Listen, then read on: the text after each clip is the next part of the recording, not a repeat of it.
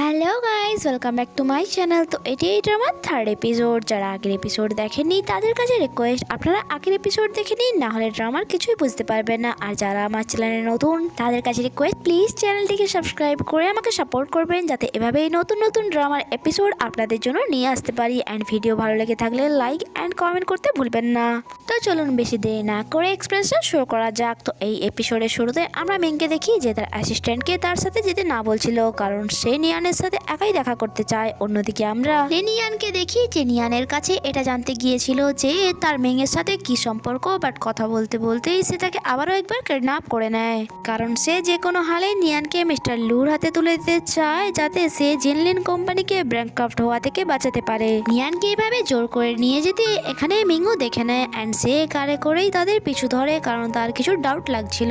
একটা লম্বা ড্রাইভের পর ওই ছেলেগুলি নিয়ানকে মিস্টার লুর কাছে নিয়ে আসে অ্যান্ড তার হাতে তুলে দেয়। মিস্টার লু তো ভেবেছিল আজকের রাতটা তো তার রঙিন হয়ে যাবে, যখন কি তার চালারা তো ড্রিঙ্ক করতেই বিজি হয়ে যায়। আর নিয়ান যে নিজেকে বাঁচানোর জন্য মিস্টার লুর এমন জায়গায় করে মারে যে তার হাওয়াই টাইট হয়ে যায়, তার মুখ থেকে তো আওয়াজই বেরোচ্ছিল না। যখন কি নিয়ান তো ফরেন কার থেকে বাইরে এসে দৌড়ে পালিয়ে যায়, আর মিস্টার লু অনেক কষ্টে তার চালাদের কাছে এসে বলে যে তাড়াতাড়ি করে ওই মেয়েটিকে ধরো, সেখান থেকে পালিয়ে গিয়েছে।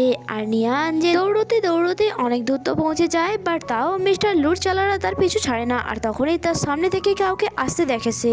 আর আমরা জানতে পারি এই পার্সন আর কেউ নয়, আমাদের হিরো মেং। অ্যান্ড তার হাতে একটি ব্যাট ছিল যা দিয়ে ওই গুন্ডাগুলি ভালো করে ধোলাই করেছে আর নিয়ানের থেকে দূরে করে দেয়।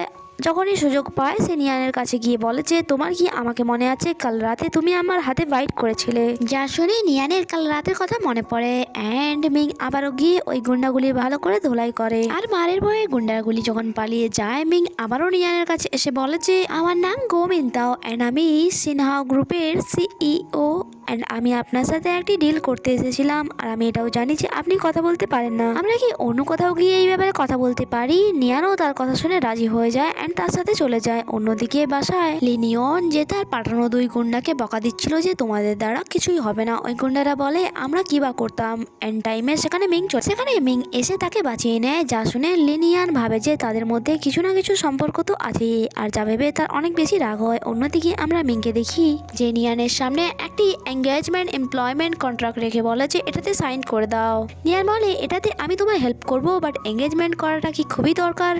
মিং বলে দরকার, কারণ এটাতে তোমার আর আমার দুজনেরই নাম ক্লিয়ার হয়ে যাবে অ্যান্ড তুমি চিন্তা করো না, কারণ এটি একটি ফেক কন্ট্রাক্ট ম্যারেজ হবে আর যা খুব তাড়াতাড়ি শেষ হয়ে যাবে। তোমাকে এমপ্লয়ের সমস্ত বেনিফিট দেওয়া হবে এটার জন্য, আর তার সাথে সাথে ভালো স্যালারি, আর উইকেন্ডেও তোমার অফ থাকবে। বাট হ্যাঁ, এমার্জেন্সি টাইমে তোমাকে কল করলেই আসতে হবে।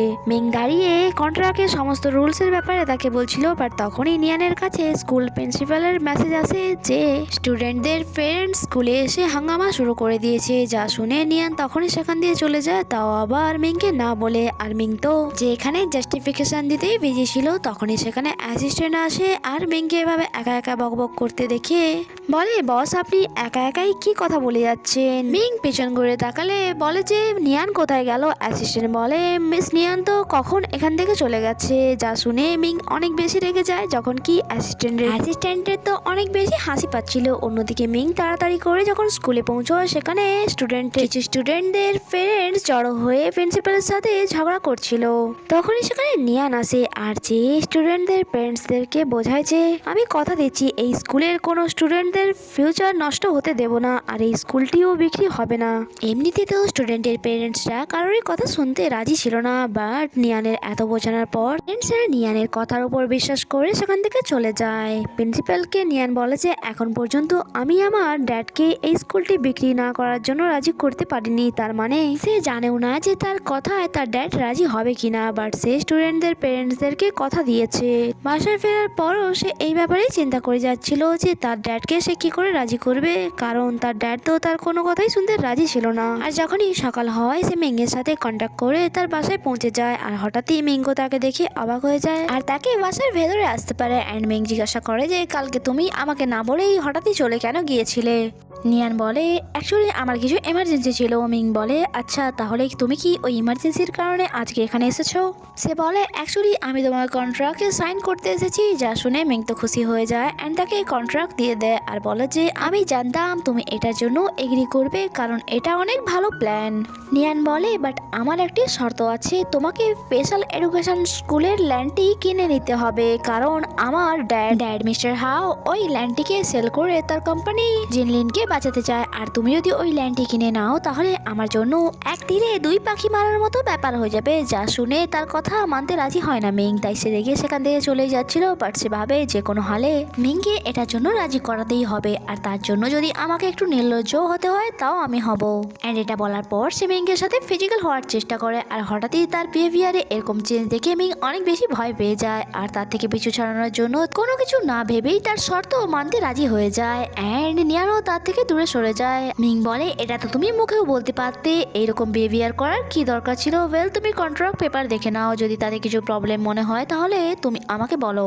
নিয়ান কন্ট্রাক্ট পেপার দেখার পর ছোটখাটো প্রবলেম তো হয় বাট কন্ট্রাক্ট পেপারে সাইন করা তার কাছে বেশি ইম্পর্টেন্ট ছিল কারণ তার কাছে আর কোনো অপশন ছিল না। নিয়ানের কন্ট্রাক্ট পেপারে সাইন করার পর মিং বলে এখন তুমি আমার ফিয়ন্সে হয়ে গিয়েছো, তাই আমি তোমাকে কিছু কথা জানাতে চাই। আমার একদমই পছন্দ নয় কেউ আমার কাছে আসুক, বাট হ্যাঁ যদি আমরা আউটসাইডে থাকি তাহলে তুমি আমার থেকে 20 সেন্টিমিটারের দূরত্বে তো দাঁড়াতেই পারো। তারপরে এটা হঠাৎই চেঞ্জ বিহেভিয়ার যা দেখে আমি বুঝতেই না পারি যে তুমি কি বলতে চাইছো বা কি করতে চাইছো, তাই ফিউচারে এমনটা যেন কখনো না করা হয়। অ্যাকচুয়ালি সে নিয়ানকে ইনডাইরেক্টলি এটা বোঝাতে চাইছে সে এখনই যা করলো সে যেন না আর কখনো তেমনটা করে। যখন কি তার এত বকবকারি শুনে নিয়ান ভাবছিল সে কত রাগী আর বিরক্তকর মানুষ। আর মিং বলে আমি তোমাকে 100-এর মধ্যে পয়েন্টস দেবো যদি তুমি এই সব কাজ ভালোভাবে করতে পারো, আর যদি না করতে পারো তাহলে তুমি যে ল্যান্ড কেনার শর্তটা রেখেছো তা তুমি ভুলে যাও। আর যাওয়ার আগে সে নিয়ানকে এটাও বলে যায় যে আমাদের কন্ট্রাক্টে এটা লেখা আছে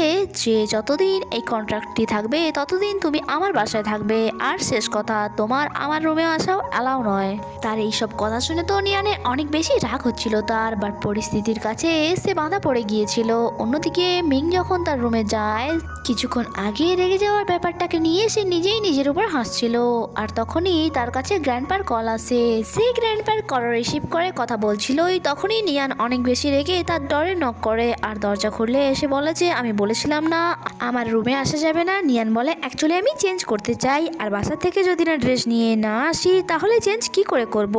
বাট মিং এটা বলে ডোর ক্লোজ করে দেয় যে আমি অ্যাসিস্ট্যান্ট জ্যাংকে তোমার জন্য নতুন পোশাক নিয়ে আসতে বলে দিয়েছি। যা শুনে নিয়ান অনেক বেশি রেগে যায় বাট সে তার রাগ কন্ট্রোল করে নিজের রুমে চলে আসে আর স্কুল প্রিন্সিপালকে মেসেজ করে জানায় যে ফাইনালি আমি স্কুলের প্রবলেম সলভ করে দিয়েছি। তখনই তার কাছে মিংয়ের একটি ভয়েস মেসেজ আসে যে বলছিল কাল রেডি থাকবে কারণ তোমাকে আমার সাথে আমার ফিয়ন্সি সেজে গ্র্যান্ডপার সাথে দেখা করতে যেতে হবে। যা শুনে তো নিয়ানের অনেক বেশি রাগ হয় যে হঠাৎই এইসব প্রবলেম আমার ঘাড়ে এসে কেন পড়লো। আর এখানেই এই এপিসোডই শেষ হয়। আগে কি হয় তা জানতে স্টে কানেক্টেড। Bye bye.